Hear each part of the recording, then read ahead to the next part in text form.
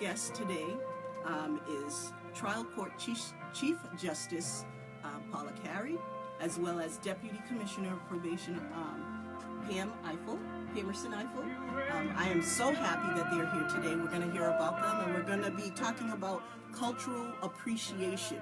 What does that mean to you? What does that mean to me? And what does that mean to the entire trial court? We're going to talk about it, and we're going to get to know the importance of having cultural appreciation and acknowledging people's differences, whether it's gender, culture. We're going to talk about it, and also the theme for this year is being who you are in the world as you are. So just tune in, share the live, and we're going to hear from our wonderful Chief Justice Carey, as well as Pamerson Ifil.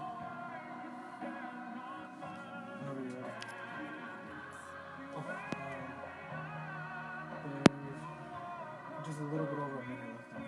We can just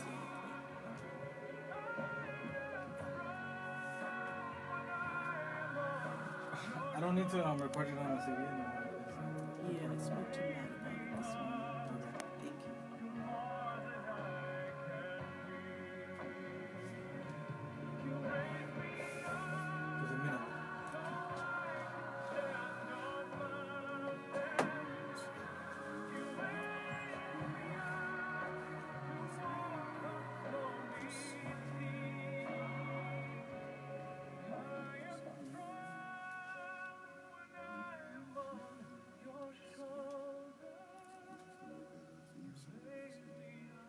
minute. It's going to be our team song next Oh, year. that's wonderful. Yeah. I'm glad I played it. Thank you, Aaron. My son, he's 8. That's great. It's about that. So you're going to go on after that? Yes. All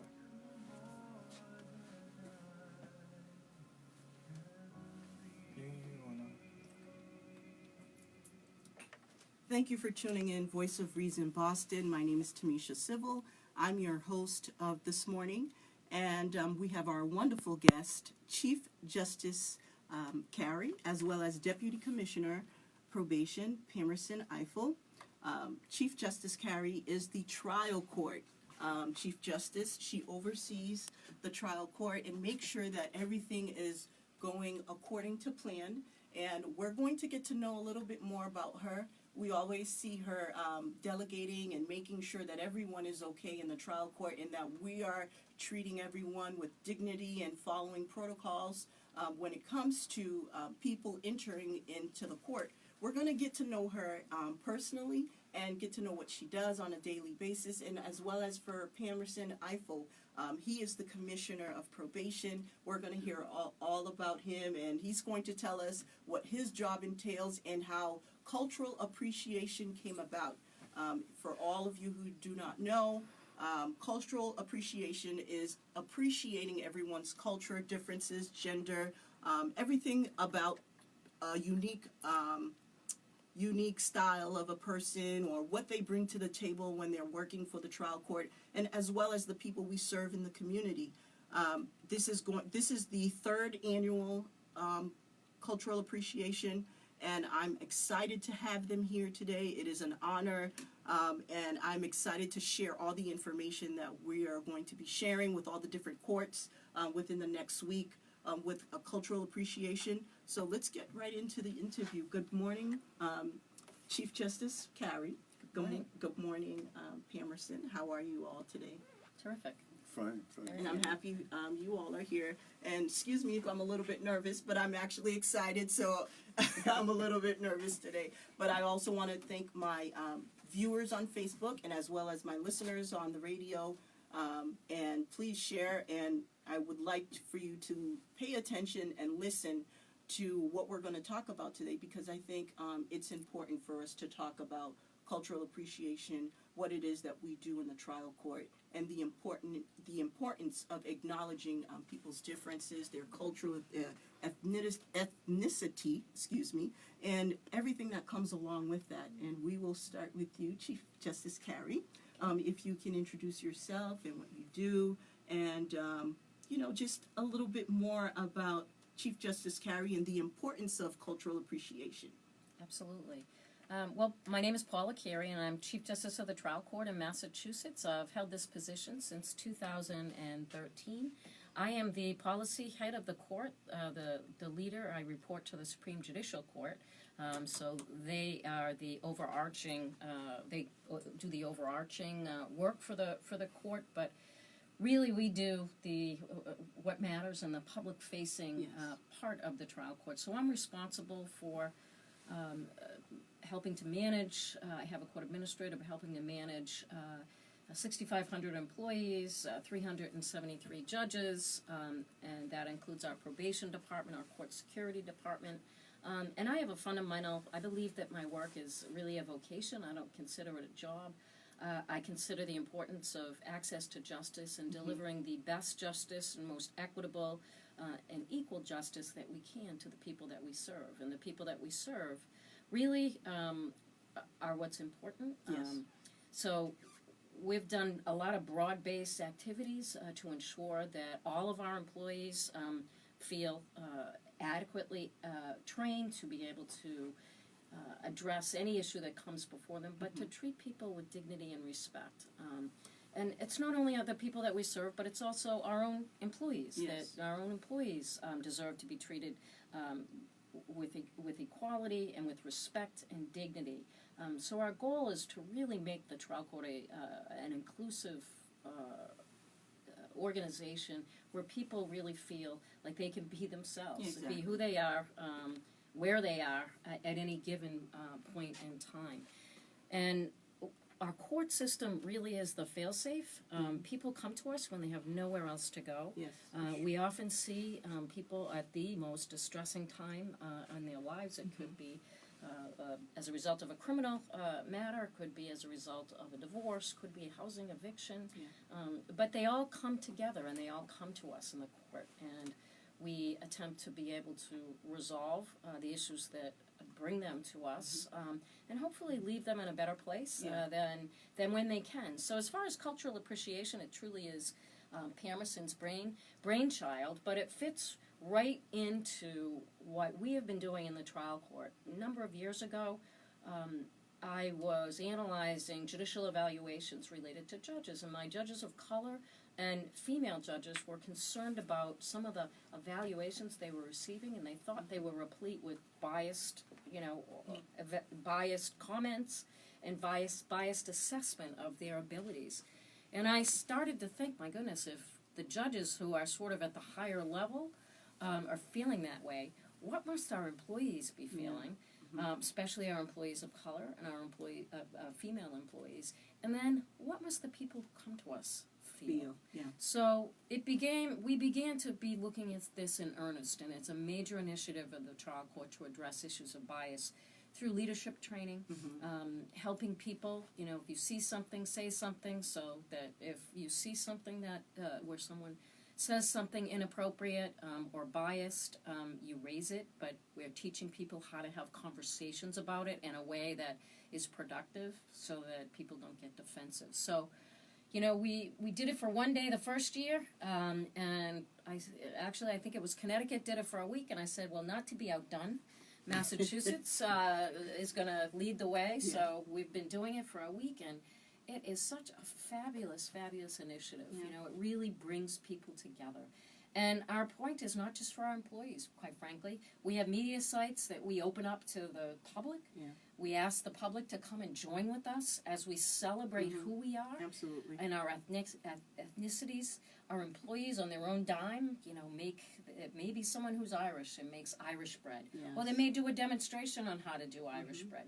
We've had some of our Native Americans come in and do, dances. We've had people dress in their cultural garb, and it's fabulous. We in many of our courts, our DAs and our community partners are helping and participating in the whole initiative. We've had children do artwork.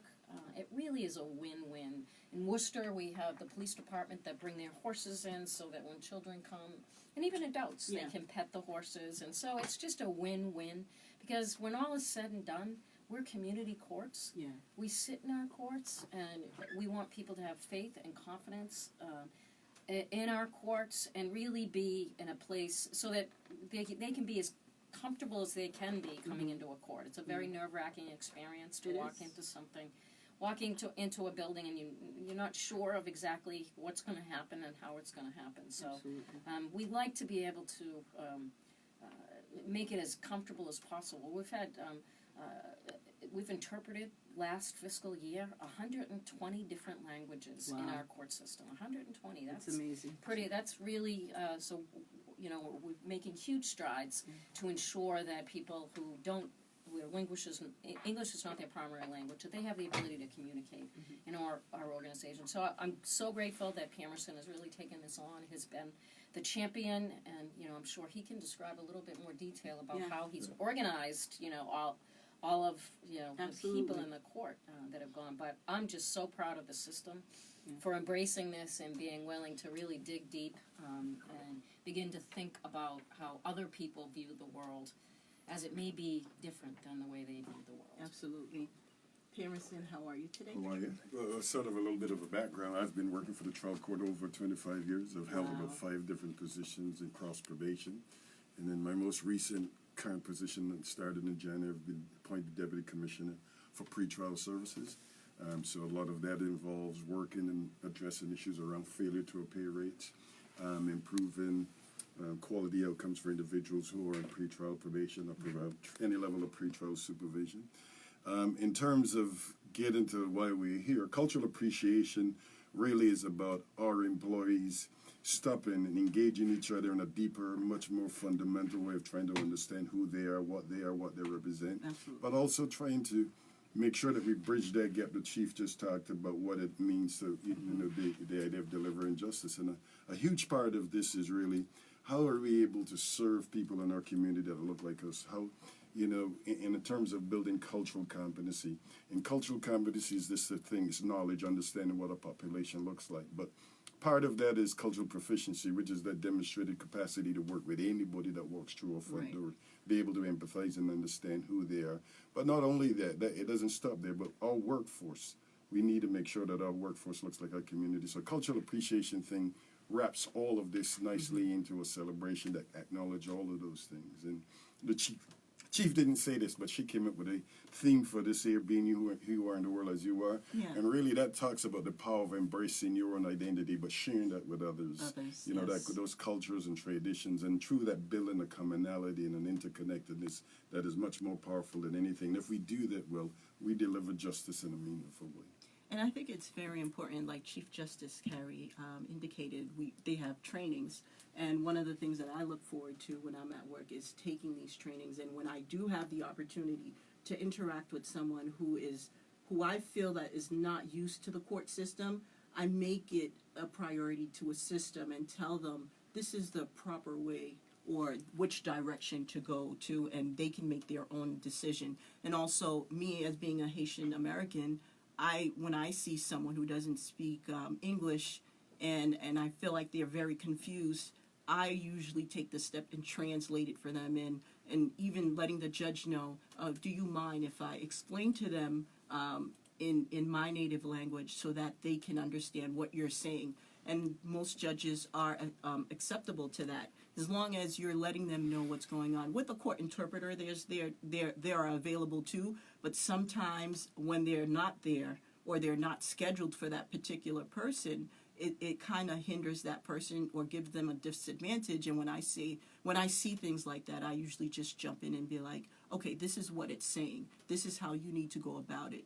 And then that way, that kind of eases the tension for that person. And the next time they come, they know what to do. So I think that's very important to let people know that, how we embrace and then how we keep employees equipped to certain different cultures and what ways to go about it. And just being mindful with the people that you're interacting, because not everyone that you see have interaction with the court. But whatever the situation may be, you want to make sure that they have an experience that they're willing to come back to, regardless of the situation. So we talked about what is cultural appreciation. How did it come about? I know you're the brainchild of the event. But and I don't want to put you out there. I know you have a little accent. Did that kind of, you're from the islands, but I'm not sure where. Growing up, did that have a little bit of sense of play on you wanting to develop or bring such an event to the trial court? I mean, I think as a black male, and as a black male my size, and one with an accent, there are a lot of factors that play into, how my interactions with a lot of people go on a day-to-day basis, even at my level as a deputy commissioner. So I'm mindful and conscious of that. But I think the way cultural appreciation, how we do this and the way it came about, as part of the Massachusetts Probation Services strategic plan, which is now a tactic under the larger framework of the trial court. We were looking at workforce development, we were looking at workforce diversity, and we wanted to figure out what are some of the things that we can do to improve, not just our staff, but how we can improve delivering justice in a meaningful way. And I thought in order for us to do that, we really need to focus on how our employees understand each other, work with each other, but then again how they work with the public at large. And so one of the things that we started up, we recruited individuals called cultural proficiency champions, which we have in every probation department, but not just in every probation. We have them in the jury commission, we have them in the office of court management, we have them in clerk's offices, we have them in security department, we have them in our facilities management. So at every level of the trial court now, we have individuals who we do a lot of training around race and diversity, racial and ethnic disparity, LGBTQIA issues. We're looking at physical ability and disability. We're looking at expanding that to make sure that they're all experts and can have these conversations at the local level. So those are the folks that you see in your own court. You have Andrea Davis, who works to propel and develop Cultural Appreciation Week. But part of this is really having resident experts in every location across every trial court department who can engage in these conversations. And one of the things that is so rich about this, in order for this to flourish and thrive, you have to have leadership that is willing to tackle the issues of diversity, to tackle the issues of race and gender and religion and all those things that make it what diversity is. And we have that. And Chief Justice Carey, I know she's sitting next to me, and that's not why I'm saying it. I fully believe that there's a legacy here and a commitment to making sure this happens. So I think that's how we got to the point. This stuff isn't going to work unless you have executive leadership. Commissioner Edward Dolan, who's not here, but who's been a huge supporter in making sure that this occurs. Court Administrator Jonathan Williams, and Chief Justice of the Supreme Judicial Court, Ralph Gens, talks about the issue of disparity in sentence. So all of this cultural appreciation is wrapped into addressing that whole component of it. And there's a higher level of commitment where we are seeing this as part of every strategic plan within the trial court this is covering. So there's a broad-based approach to what, not just cultural appreciation. And we'll have the celebration next week, but this work continues day to day, week to week, year to year. Absolutely. Chief Justice Carey, what would you like the community to know as a whole, those who are watching and listening to us on the radio, about the importance of cultural appreciation and the importance of community, the importance of making sure that each trial court embraces everyone's different cultural ethnicity, and how important is it that we strive to continue the work, like Pam said, not only for a week, but day in and day out? It's one of the most fundamentally important things that we do. I think we lead the nation in terms of our issues with regard to diversity, equity, inclusion, and bias.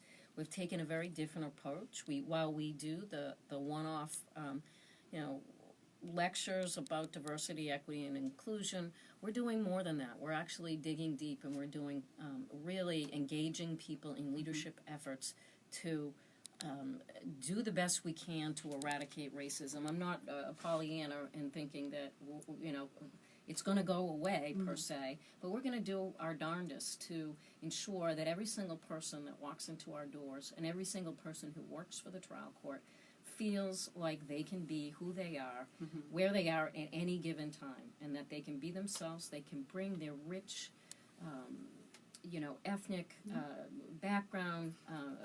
Because everyone's got some wonderful stories about some of the things that some of the parts of their culture.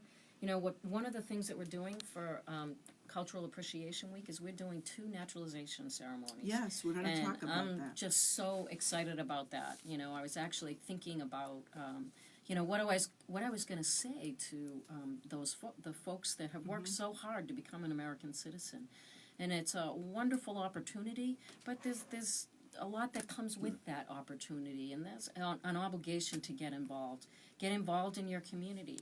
Get involved in addressing some of the very issues that challenge our nation. Because the issues that challenge our nation, things like opioid addiction, fundamental substance use disorder, behavioral health issues, homelessness, they hit us front and center. Yes. And in many times they disproportionately affect individuals of color,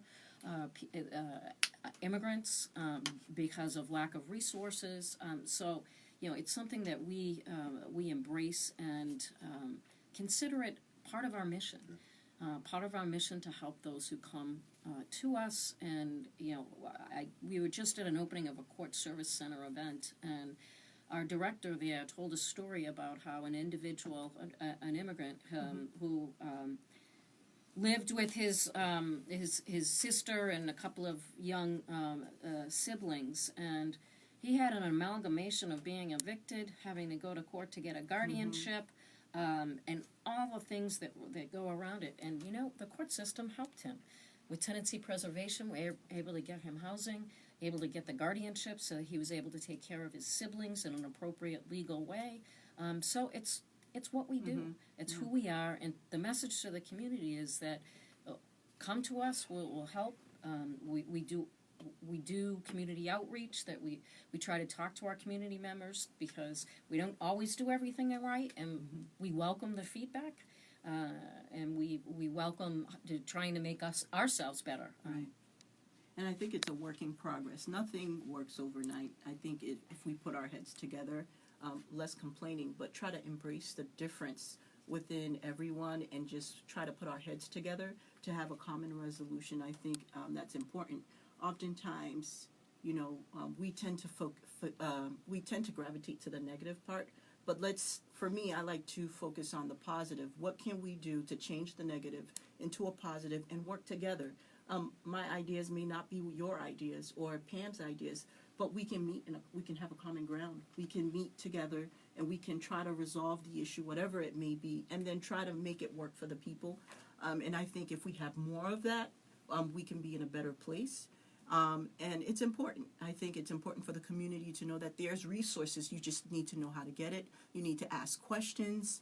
And, you know, just forgetting about it and then just trying to resolve it on your own, it's not going to work. But there are plenty of people that I know in the court that is looking to help people, whether it's seeking just information for like claims or restraining order. No matter which department you work in, we all work together. It's like a revolving door. So I think it's very important for the community to know that the trial courts, there are a lot of information for you. If you're looking for it, just ask. You'll find them. And Pamerson, how many courts that are going to be involved in cultural appreciation? Let me go back to one of the questions you asked. So I'm Barbadian. Okay. You know, so I say, you know, heaven is here and Barbados is right below, and everything else comes after that. But so I think based on our numbers, you know, we've got more than 125 locations. Some of those have come together as complexes in different programs and do joint offense, Cultural Appreciation Week celebrations. But on average, this has happened in more than 89 courts and offices, departments, as well as 18 of our community correction centers. So that's about a raw number. We continue to get more numbers coming in, but on average, we average between 88 and about 95 locations that come together collectively to have events across the state. It's wonderful, and we're going to talk about Bristol County, New Bedford District Court, 75 North Street. Now I'll also have that on my Facebook page if people want to go, and I would encourage them to go to learn about their trial court in their district, so that they can get to meet the employees, get to meet the clerks, get to meet the judges, and know what their court is doing and the resources that they have available. Don't just come to when you need help, but come just to know and inform yourself to know that if I have this issue, this is where I can go. So New Bedford District Court, cultural appreciation is going to be, it says here at 10 a.m. It starts September 23rd. Is that correct? Yes. Okay. So what can we expect little from? I don't want to give all the information. I want to make sure people come in. But what can we expect that day? So on that day, there should be some artwork, there should be some dance, some individual performance. There's artwork from a number of schools in the area. There will be staff who will be talking. New Bedford is one of those rich, it's the whaling city. Yes. It is, it was one of the paths on the Underground Railroad that slaves used to escape from the south to the north and up to Canada. So it's a place that has a rich history of diversity. There are large Latino, Cape Verdean, Haitian, and, as well as black and white populations and Portuguese populations that make that city what it is. And I think that all of that history will be celebrated on that day. The champion day is Charlotte Subpoena, and she's working with her chief probation officer, Don Chauncey, to make sure that this event is a successful event in New Bedford. And that is, one of the places we will be touring.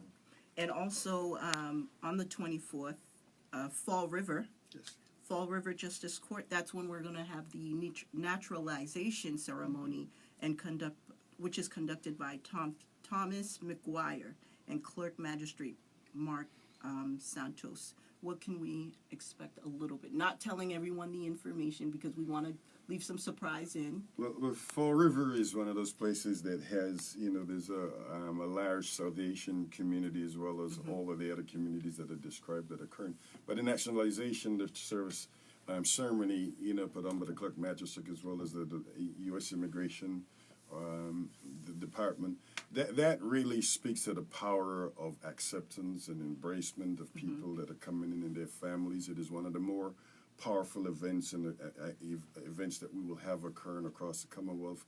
But that is also a court that has about 4 different complexes. There's juvenile, there's adult court, district court, superior court. And so they'll be celebrating that event there collectively as several departments as well as the housing.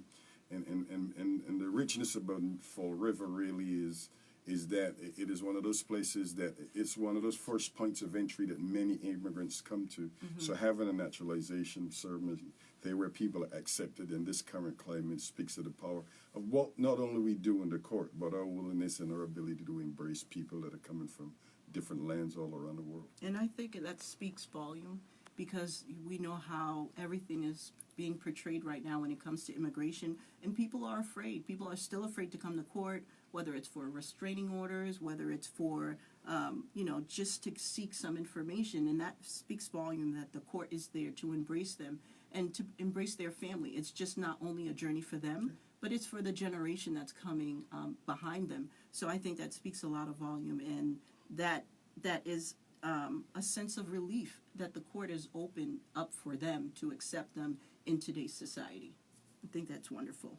And then we have on the 26th of September, Middlesex County, which is going to be Woburn Court.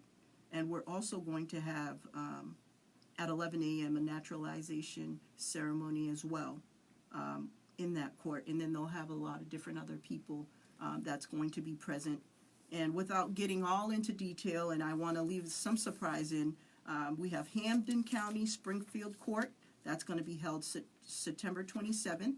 And we have Suffolk County, September 27th, Dorchester District Court, where one of my favorite judges, Judge James Coffey. I had the opportunity working with him when I was with the district attorney's office, and I cannot tell you, I'm always intrigued when he's on the bench because he knows what people are looking for. He demands justice. He wants the defense attorneys to know what they're doing, and he also wants the Suffolk County Assistant District Attorney to be equipped of what they're saying and to know the facts and to be able to recite it and to make sure that they have all the details and make sure they're correct details. And he's one of the judges that when I started working at Dorchester, I was so intrigued to learn more about him and what he was doing because he's been there for a long time, and I think he's done a wonderful job throughout his tenure in Dorchester. And we're going to have other people like organizations such as Rosie's Place, Strive, and Codman Square Neighborhood Health Center, Dorchester House. And we're going to have some R&B groups if you're R&B lovers, jazz, gospel, all types of different people are going to come in and perform for the community, if you want to add a little. We're also going to have students from Milton Academy who are going Okay. to come in and sing the national anthem and do the spoken word. We'll have a probation officer out of Brockton District Court by the name of Harry. He's going to play steel pan music from his Trinidadian roots. There will be a flu clinic. But one of the big events, components of that, we're going to be recognizing and honoring Deidre Kennedy, who was the former chief who passed Yes. away earlier this year. And we will be recognizing in tribute to her. She was a champion from the Dorchester Court. Right. And one of the more beautiful things I've seen for Cultural Appreciation Week was last year she came out. She had some friends from Botswana who brought her back a beautiful dashiki, and she says, "Wait a minute, I'll be right back." And then she came back to her office, and I had tears in my eyes Oh, because wow, it was that's just a wonderful. beautiful moment. Yeah. So we're going to be honoring her for the work that she's done and the legacy that she's left after more than 3 decades working for the court system. That's wonderful. And lastly, at noon, September 27th, we're going to have the Edward Brooke House, and we're going to be celebrating people such as Afro-Latino dance, performances from Lawrence High School Company. Singing the national anthem will be Astor Hish. She's the administrative staff from the Housing Court who have embraced this wholeheartedly, so she'll be singing the national anthem. We've got some talented people Yes. in our midst. And we also have some talented people here, too. Where boxing, I've heard you like to do boxing? So maybe the chief will take that. I don't know. Pamerson is a Golden Glove champion, so I would not put myself anywhere at that level. Yeah. But we have been working hard over We've the been last working since few May. months. Yeah. So the chief is going to be doing a hand pad or focus mitts demonstration, and you know, despite the diminutive stature, she's got a mean right hand. So we will I put can that. We will have that on display on September 27th at the Edward Brooke Courthouse. That's wonderful. I would ask that you demonstrate something for us, but I'm going to save the surprise. Okay. All right? I'm not going to spoil the fun, but I am looking forward to seeing that.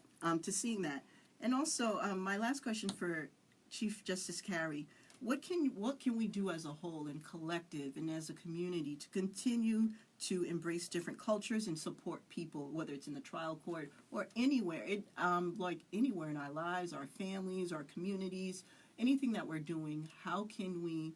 What do you think would be the best way to collectively continue to do the best that we can do? Whether it's in the criminal justice system, whether it's in whatever business that we're doing, in order to make everything and everyone acceptable to who we're catering to. Being willing to step back and have conversations, being able to share thoughts. If someone's offended you, being able to have a conversation about it. Right. And if you've said something, try to be more mindful, step back, really think about the effect of your words or your actions on someone else, and how you might be able to make someone's life just a little bit easier. We do something with we call it signature counter experience, and it's a training, but it's a hands-on training piece. And one of the demonstration pieces of it is you put together a puzzle. In the puzzle, you first begin to try to put together the puzzle by yourself, and then after you struggle for a little while to put the puzzle together, a friend or partner comes and helps you, and it becomes much easier and frankly more fun. So the demonstration is for our employees to be able to help. If you engage with people and you begin to help them, first of all, their anxiety level goes down. They're feeling comforted by the fact that you're actually trying to help them. So I think it's just really addressing each and every person with dignity and respect, and treat all people as you would like to be treated. That's wonderful. What would you add, Pam? Well, I think part of this is really about connections. You know, how taking a little time out to get to know your coworkers, get to know people that in your community. And this idea of appreciative inquiry, where we listen more and assume less about people, and that helps us to check out and regulate the biases that we may have and the judgments that we may make about folks.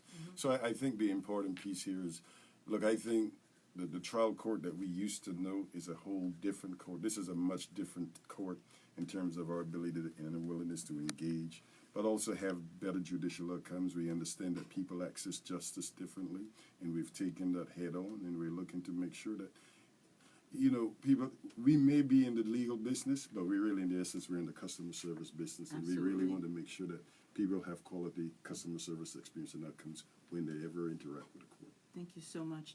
And what I would just add is I've worked a lot, I've worked a long time in my years. I'm 39, and I find that what works for me is, just being able to communicate effectively, not being afraid to speak your mind, but in a respectful way. Just being able to know when you're wrong and knowing when you're right. And if you're wrong, being able to step up and apologize to the person and let them know that, I'm sorry. Saying sorry goes a long way. And it's funny that I'm saying that now because I had a conversation with my husband, and I was just telling him, he said something to me, and I don't like to say sorry to him, but I was able because that will let him know that he's always right. But I just said sorry, and then the tension and everything just changed, and that opened up my eyes just how we can embrace and just know when to say sorry when it's warranted, and being able to communicate effectively with a person to let them know that this is what you were thinking. If I was thinking wrong, I apologize. So it's important for us to continue to have a dialogue, to embrace our differences, and to try to make a change to see where we can meet in the middle.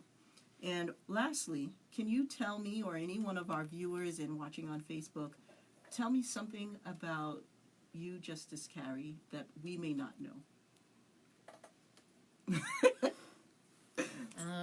I don't know, that I work out 7 days a week. Or, Wow. Physical fitness, and It's a priority. It's a priority because I think it helps you to focus. There's a lot on my plate each and every day, so being able to manage that, exercise really, really helps. That's wonderful. And Pam? That's probably maybe the most difficult thing I've been asked in the last forever. Look, I think more often than not, I think I'm really sensitive, and so I think for me it is important how folks communicate with me and how they talk and engage and treat, and I tend to see everybody's good. Yes, that's important. And that's what I shoot for first, and then anything that changes that, I still try to recalculate and hope that even within the worst person, the people that you run into, that there's some good. And so I operate from the perspective that any person I run into, regardless of who they are, they're a good person. And anything that changes that, I still struggle to deal with that. So. Thank you so much. I really appreciate, and I'm very honored to have you both, Justice Carey, as well as Pamerson, here with me today. And I would encourage my listeners and my people who are viewing on Facebook to attend Cultural Appreciation. The theme of this year is being who you are in the world as you are. So come in during this week. I will have all the locations. I will have all the courts that are participating in the Cultural Appreciation. And just come and get to know your trial court. It's not a place to be afraid of. It's a place to embrace. Because when you're seeking assistance, this would be one of the places that you would need to go to. So continue to be inspired in everything that you do.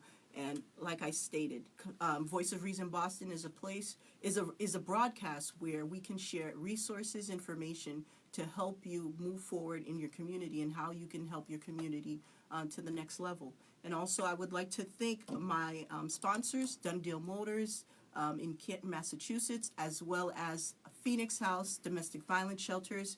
We want to thank them for supporting Voice of Reason and helping Voice of Reason continue to provide the services to their community. And thank you for coming. Thank you for Thank having you. us. Thank you.